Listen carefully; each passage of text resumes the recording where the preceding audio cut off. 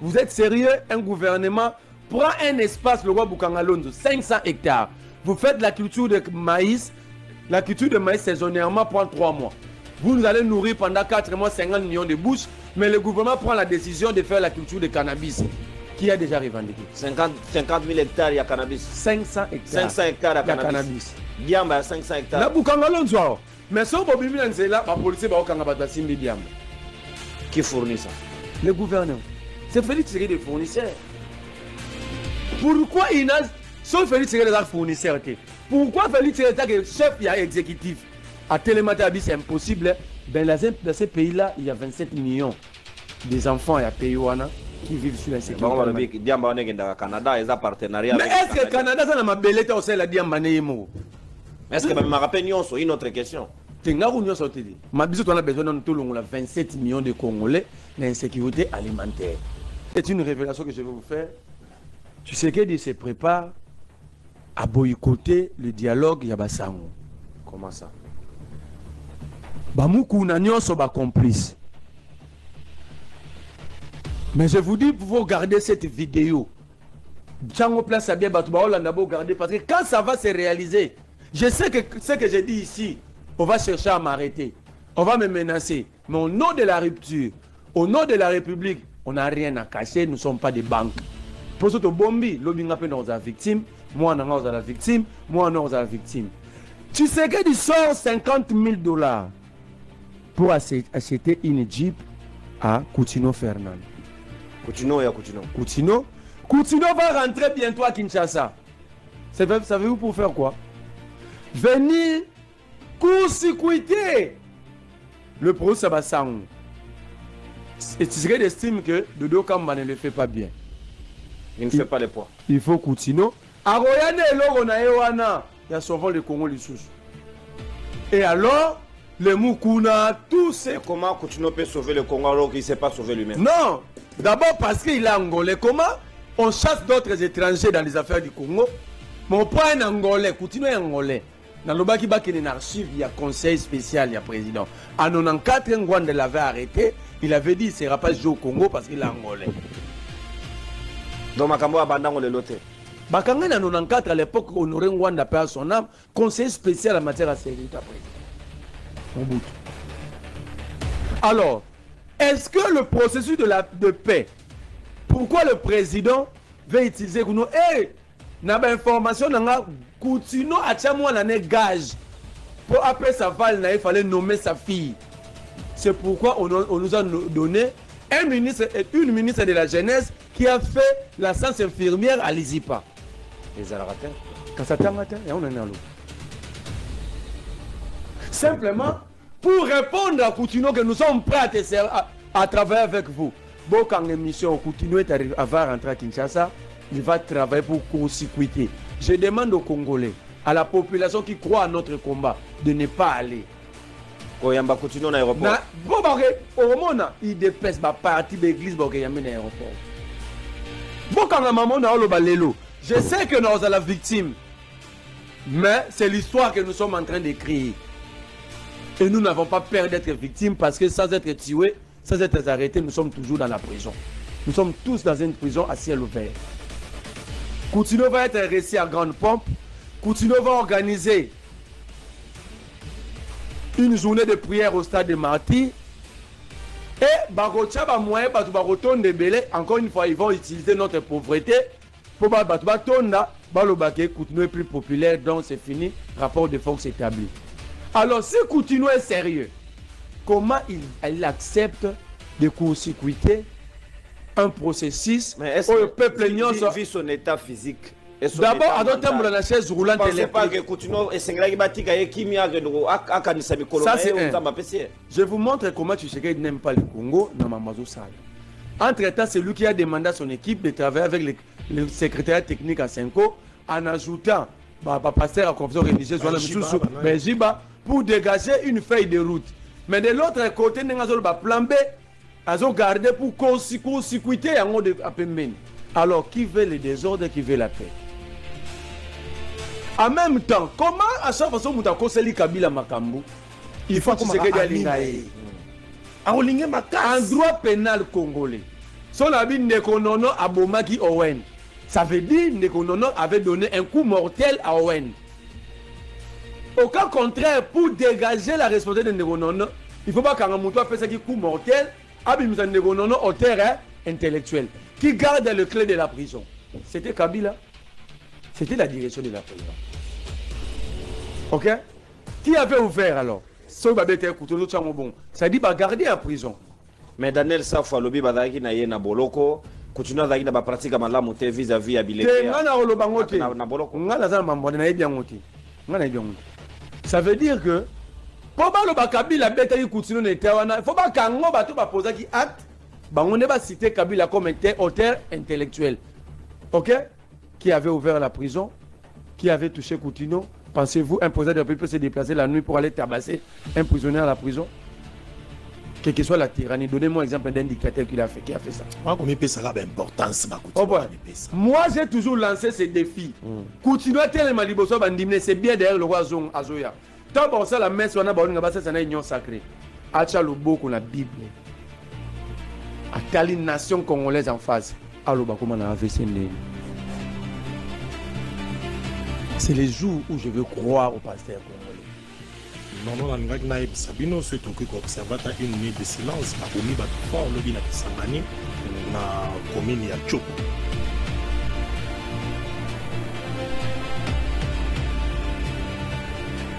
Merci. Il y a un certain moment de Nakisangani, Mikole Utikoleka, awa ba braquage, ba enlèvement, ba belé tout ça là. Il en est de même na Boma, ba peuple ko ba tomboki makasi. Boma ba peuple ba temboki. Ba toki mwana moko boya muke na Matadi, un petit de 13 ans, ba toki na ba policier 10 ans. 10 ans, il n'a même pas 13 ans. Et puis il faut mon sauvagerie en façon bazo tombola mona bazo bambaye na simba. Bota lamboke pa inini tozo kende. Talamboke pa itozo kentolobi tous ensemble. Luttons pour les changements radicaux dans ce pays. Luttons tous pour les changements radicaux. Au moins Félix Tshisekedi, même Etienne Tshisekedi, ba 13 parlementaires, ba kulutu na biso nyonso. Bitumbezala ki tozo bunda kaka pour les changements. Mais le changement zokuka kozwa korte. Makamoto de Kriaki Mikolonio Sele. Parce que Félix Tshisekedi est en train d'agir en moboutisme. Azo agir net Mobutu sans présence à Mobutu. Félix Tshisekedi azo agir na kikabilisme sans kozala Kabila. Parce que Félix, je vous rappelle, c'est un fanatique farouche. Il y a Joseph Kabila, il pratique tout. On va en dire que ça la kala yalinga kopiango, nazo kopiango so azo lekisa mungwa. Talaba libéra Jean-Marc Kaboun sans procès. Donc, président de la République. Pardon, mon amboka Wen Bosenge. Mon amboka James Mouka, essayez de bloquer un internaute de révélation, à comment révélation congolais, avec une erreur d'ailleurs. Baloba révélation congolaise. Bloquez Asada sous commentaire dans la live parce que chaque fois qu'il est là, il fait la promotion de rebelles. Nous ne sommes pas là pour les rebelles. S'il vous plaît, ce n'est pas ici l'endroit ni le lieu. Bloquez-les Asada sous commentaire. Tous ensemble luttons pour les changements radicaux dans ces pays. Toke nangolo kola slogan te. Bitumana biso nyonso uta bakondo Etienne Tshisekedi les 13 parlementaires ba Laurent Désiré Kabila pour faire partir Mobutu. Bituma nyonso biso tout ozobunda eza pona changement to visa kaka changement dans ces pays ezana eloko oyo okoki ko servir peuple ko leka changement tembongwana. Mais caractéristique ya régime oyo bazako pesa biso eloko ezalaki attente ya population te. Le fond on a le fond.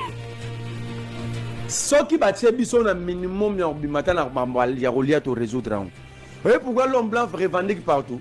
Parce que le minimum ya vie à chaque jour soit solution. Sera belé bi place que soit traitement.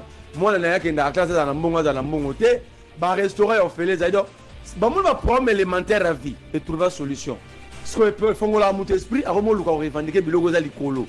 Mais là le politique plusieurs politiques na condition pour ne pas revendiquer au monet muta. Toi dans la poste ali par le kelo comme ça makasi. Je vous mais yo so luka non lipa neno luka immeuble. Tu es d'abord à la recherche d'un pain à 500 francs.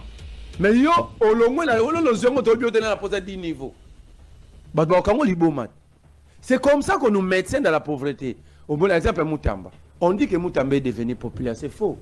Les gens se sont rendus compte qu'il était ministre et il est sorti avec beaucoup d'argent. Depuis que Mutamba Zala Mouninga Saï Sobi à Matampi. Ils vont là-bas parce qu'ils savent qu'il a l'argent. Donc, mon tour, la biloko. C'est ça la réalité. C'est le débat nommé na Congo de Biga tour, ba nommé Masalanga wene et comme il tourne la biso. Tout ça, c'est Papa Etienne Tshisekedi.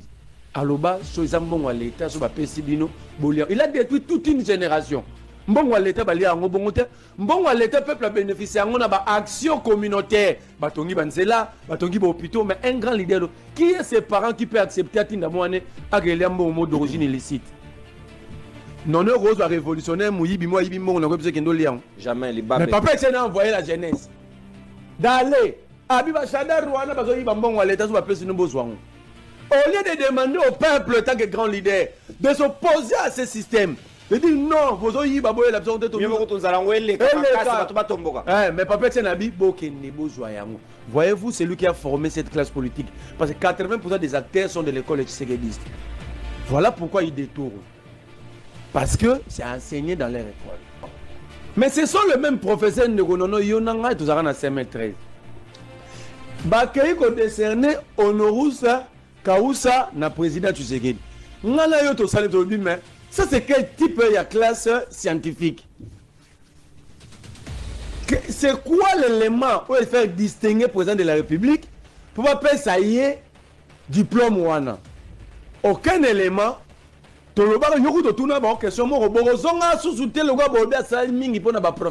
C'était ça l'argument, non? Asali mingi, a bongi vie sociale, a professeur, a réhabilité le bâtiment.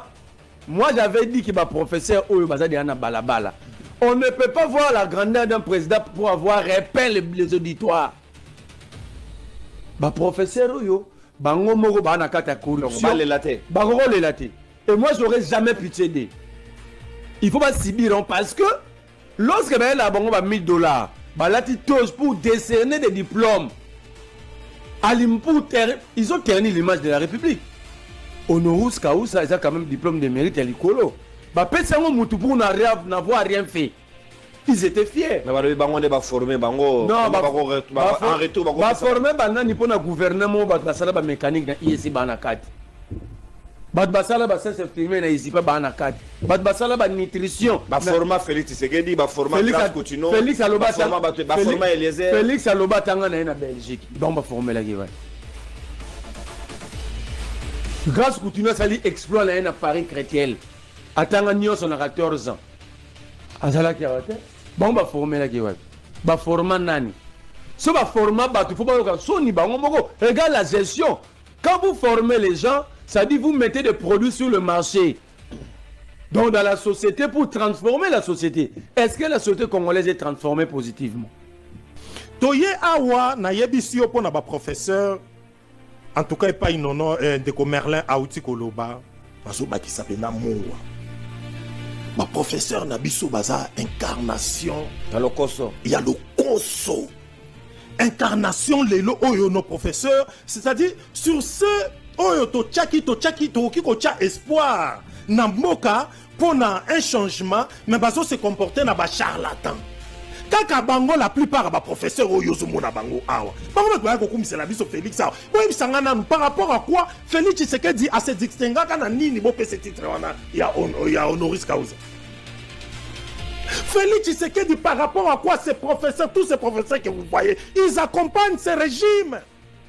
Un régime où ils ont rendu la population le long du niveau de ça. Qui d'entre tous ces gens-là, baza ko affronter pouvoir pour na ko reverser ma faiblesse na bango. C'est ka bilengo zo mona biso. C'est ka benga tami balé na bango azo nomé bango. Na bango. Alors balé la té. Non, na yebisi yo tozolo bango bien sans aucune prétention. Les seuls les lo na kati ya Congo. Ou bazo télémé la régime ya Félix Zababiso zomo.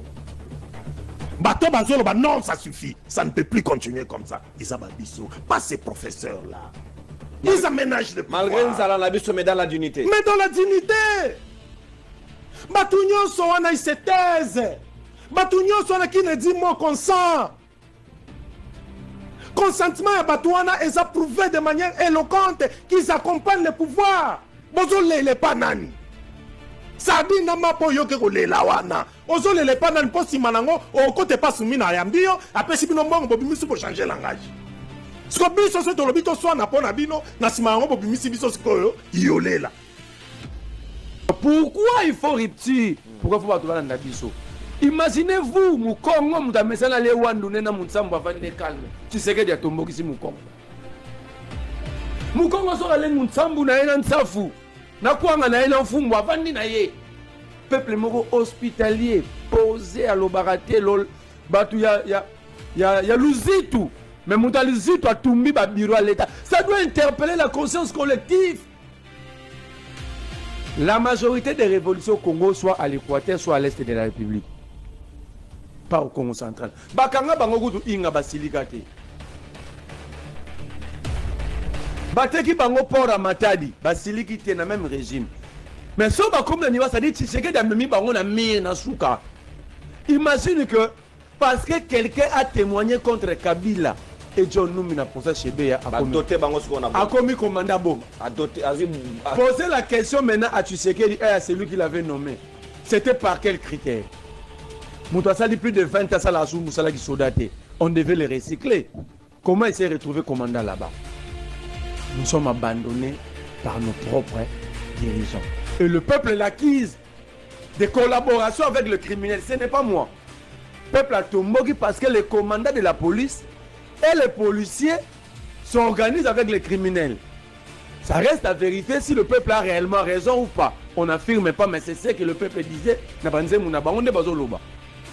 Mais la grande question, on avait remis mon amour en cause. Il peut avoir raison, mais on ne devait pas capter dans une police dans une année, 2 ans. À côté qu'on n'est pas commis kuna. Après tout ça, Mirinde Aoutiga Poto a témoigné contre Kabila na John Numina procès tombé à Chebea, commandant na bombe. On devient commandant comme ça. Alors comment voulez-vous qu'on soit en sécurité si le poste de commandement au sein de la police est comme une LMD? Licencié docteur. Accéléré, grade accéléré. Tu vois, on l'acquise. Tu vois, on a une vidéo nabi. On a trahi 3 personnes. Nation. Nzambe. Na président de la Bible. Surtout Félix Tshisekedi. Na vandiga baba minga grade à liboso. Na vandi boyami bada. Azo ba Tshisekedi na no pese grade selon nenga zo tale lara. Soit melima ya le loi CPI gwa canadien no bien grade. Soit le loi Meliji. Ah, J a citron on va ça le bien grade. C'est le général qui l'a dit na prêche na une église. Voilà comment on cherche à être sécurisé, mais voilà comment l'armée, la police sont organisées. Ça, c'est un autre problème. Vous donnez des diplômes donnés à quelqu'un qui n'a aucune notion de priorité.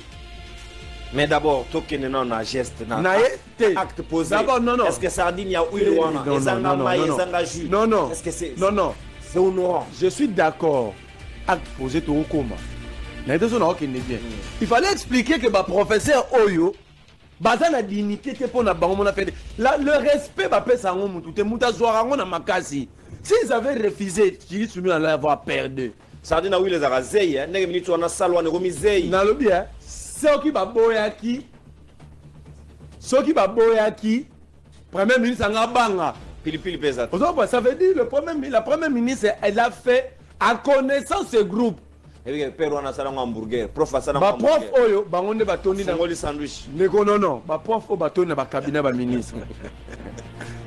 Prof ozomona. Va dire cap. Monde bazon le salaire, mais ils sont tous dans des cabinets ministériels, il y a ba gouverneur. Quand ces gens-là puent, ils puent avec qui? Les collaborateurs non. Ba collaborateurs ba ministre mina ba président ba assemblée à Mingane. Ba professeur à l'université. Ça dit l'université a détruit le pays parce qu'ils sont partout et à tous les niveaux. Combien de professeurs appellent ça sous cours, à part les assistants et les chefs de travaux? Ils sont tous dans des partis politiques. Ils ont déjà abandonné l'université. Non. Soyons sérieux quand nous parlons de la République. N'ayons pas simplement pitié à Batoupona, mais réfléchissons en République. C'est là que nous allons avoir la rupture. Surtout que dans le sens cynique, quand on a dirigeant, nos actes aussi, ils n'ont pas de problème. Le professeur va abandonner l'université. Au moins, on a la deuxième licence, parce qu'un assistant, c'est un étudiant en prolongement. Mais quand on a la deuxième licence, pour professeur, on a un cabinet ministre, on a détourné ensemble dans le conseil. Ça, c'est le côté professeur. ils sont dans l'obligation de revoir aussi leur manière de faire les choses. Côté gouvernement, non, il n'y a rien à reprocher. Ils le font chaque jour. Pour le gouvernement, est-ce que ma première victime n'a pas un professeur? Est-ce que le premier victime, il y a le gouvernement à Tshisekedi? Nous sommes même victimes en termes de nomination. Nous sommes victimes à tout point de vue. Et à tous les niveaux. Imagine, on est bandélé, un fait privé, on organise son congrès. On sort la garde républicaine. Déployé. C'est là que tu comme abîmé belé et tu as embouteillage. On comprend? Bon. Mais la garde républicaine est sortie pourquoi? Parce que il faut qu'il y ait la présidente. Le président n'est pas membre d'un parti politique, d'un regroupement. Selon la constitution. Babimé libre nini. Bazo ça la nini na balabala. Mais Lolo a union sacrée. Bazo ça. Donc, on est victime à l'Ibozo. Pour garde républicaine à Otigo Tamboulate, nous sommes victimes à tout point de vue. Les victimes à Bangote. Bango d'ailleurs, dans le cabinet ministériel, ils ont de gros salaires. C'est un échantillon. Non. Moi, j'ai déjà toujours été contre la présence des professeurs des universités dans le cabinet. Mais ils ne sont pas protégés. Le peu que qu'est-ce qu'ils vont faire, les pauvres? Si 100 millions d'habitants, le professeur va représenter combien de pourcents? Moins de 10%, moins de 5%. Même pas 1%. Même pas 1%. Les 99% qui est sécurisé. À tous les niveaux. Dans la révolution, rupture doit aller à tous les niveaux, même pas professeur. Mais justement, c'est ça la rupture. La rupture, c'est qu'il n'y a aucun secteur de vie qui est vivant. On parle de l'alimentation, vous êtes sérieux, un gouvernement prend un espace, le roi Bukangalonzo, 500 hectares. Vous faites la culture de maïs. La culture de maïs saisonnièrement prend 3 mois. Vous nous allez nourrir pendant 4 mois 50 millions de bouches, mais le gouvernement prend la décision de faire la culture de cannabis, qui a déjà revendiqué. 50 000 hectares, il y a cannabis. 500 hectares. 500 hectares, il y a cannabis. Diamba, 500 hectares. La Bukangalonzo. Mais si on peut vivre dans cela, la police va au Kangabata Simbi Diamba. Qui fournit ça? Le gouvernement. C'est Félix Tshisekedi des fournisseurs. Pourquoi il n'a... Sauf Félix Tshisekedi des fournisseurs. Pourquoi Félix Tshisekedi est chef et exécutif? À Télématabi, c'est impossible. Ben, dans ces pays-là, il y a 27 millions des enfants et à Pays-Wana qui vivent sur la sécurité. Mais est-ce que le Canada, ça n'a pas belé aussi la Diambane? Est-ce que je me rappelle une autre question? Ma bisou, on a besoin de tout le monde, 27 millions de Congolais d'insécurité alimentaire. Nos professeurs devaient avoir honte d'eux-mêmes. Parce que vous formez. Mais les gens formés par vous sont incapables de transformer la société. Vous formez qui? Des monstres. On doit remettre même la formation universitaire en cause. Tous ces professeurs qui sont aujourd'hui humiliés, non.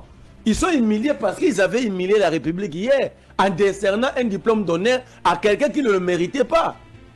À créer même des rubriques dans notre salaire mission à Saliboui, à Bongoussi salaire est bon à Gidiaba Marcelin. Parce que ça n'a pas condition passe. Mais condition passe ni mutuelle là tu vas condition on a bango ba PC honorus causa devant yonangai. Ça veut dire mutuelle ça qui cher pour na bango à ça là ba action bango ba se retrouver. Donc soit ba conseiller mboka bango ba professeur ba na corruption. Donc si tel est le cas, il mérite ce traitement. La génération rupture, c'est en fait, c'est une continuité. Oyelobi que nyonso ya mabe ya sima toti kango na sima, évoluons dans le bon sens. Gérons autrement, c'est ça la génération rupture. Ne confondez pas à prendre ou à considérer que génération rupture est bitumbama contre Bamikolote. Et ça une continuité dans la manière de gérer la nation. Tocha bizaleli amabe bijaleli. Oya mabe toti kanasima. To évoluer dans le bon sens. To servir le pays autrement. Mais avec professeur Nabiso déjà, je suis désolé. Basalibo Sony Nansala. Que professeur okende kolia mapana sardine. Oh ngana no wen. Na olingolia ngote en plein air bongo opesanga bali pendant ba sardine les sardines en ya zei et kotati na ebité donc et kotata tanzala ngo ezaki penzala 2 jours te biso pe de fois ya ka bando bimaki tongo pona kozanga lipati mais aux 8 ans kolia te mais na durée ti faut qu'on la endurance ventrale les alliés c'est énergie. Énergie. Comment ça ah, ça la énergie. Génération rupture, énergie. Il faut qu'on s'en abatte, en endurance ventrale, en endurance sur le plan état d'esprit, éviter ce qu'on appelle la manipulation. Ce que ces professeurs-là ont fait, pour la manipulation, ils vont manipuler l'opinion, sympathie na biso. Pourtant, c'est eux les médiocres aussi. Les médiocres, des charlatans qui accompagnent les régimes. Oh, le lobby surtout n'a pas pasteur, n'a pas professeur, n'a pas acteur politique, n'a pas acteur culturel. Il fallait qu'ils te dénoncent la direction. Oh, toza kokende. Et sa direction, il y a malam penza mingité. Bon, après tout, Tikata Merlin mais ils ne sont pas les seuls maltraités de la nation, les professeurs. D'ailleurs, ce tali bas salaire, n'a bango bana bas salaire, morobu. Ce tali au comparé écart, n'ango n'a pas fonctionnaire social l'État qui constitue la majorité de la caisse publique. Ça n'a rien à voir. Bati Kabiloko bazosala biso où on a besoin d'équilibre salarial. Nakata mboka ezala pourquoi ces écarts? Est-ce que apport et professeur n'amboka na journaliste et là ndenge moko te? Et ça ndenge moko journaliste c'est pas quoi ça l'apport plus qu'un professeur. Mais là lobby ba fruit ndenge nini bazo bi. Mais biso to futa maraté. Est-ce que to genda ozwali par au Kaouka? Or les journalistes devraient être subventionnés par l'État parce que dans chaque loi de finances il y a un rubrique pour financer le média privé. Et je vous dis, chaque journaliste a une loi de finances à Tanga. Merci. Donc c'est un peu ça. Sur le plan, il y a un professeur. En tout cas, Nzembo Nabino Boyembi, Biso Moeto accompagnant Ngwezate. Total ici que vous devriez jouer votre rôle. Allez jusqu'au bout. Bisognon son makambo tozako décrier. Bosalango de manière moko boito saliango ka pour la consommation moko ya public. Mais tous à la conscience de ce que nous voulons. Awa bison de tozali boye, toza vraiment a besoin quand on parle de la rupture, bison de toza boye to s'engager. Donc rupture, génération rupture fait ça la porteuse d'un changement radical dans tous les secteurs. Secteur et enseignement, secteur politique, secteur. Donc sur le plan historique, nakata pays nabiso nous référant à l'histoire politique du Congo, la génération rupture est à porteuse et un changement radical. On ne met pas notre énergie dans makambo est important. Un peuple qui est incapable de revendiquer l'eau et l'électricité, il va revendiquer pour Moutamba. Vous êtes menacé même au Wen. En direct à BS, on a la cantine à professeur. Et la salle de réception et la conférence à primature. Et la cantine. Vous comprenez? Peuple, on nous impose même les embouteillages. Et ce qu'on appelle pendant revendiquer. Peuple wana bazo bête na nzela ba policier moko ata raison té et ce monde peuple wana revendiquer comment ce peuple aka ba comment défendre Mutam. De la manipulation. C'est de la manipulation. Il faut être un grand esprit pour jauger et comprendre à l'intérieur. Ça dit ici batwabia. Mais c'est dit à ces peuples la génération rupture vous attend. Merci. Non seulement nous vous attendons, ne continuez pas avec ces comportements. Vous ne détruisez pas les voleurs, mais vous êtes en train de vous détruire vous-même. Merci. Parce que les lois, on a refait l'émission de Tounyombo à 100 jours et zonga. Peuple wana.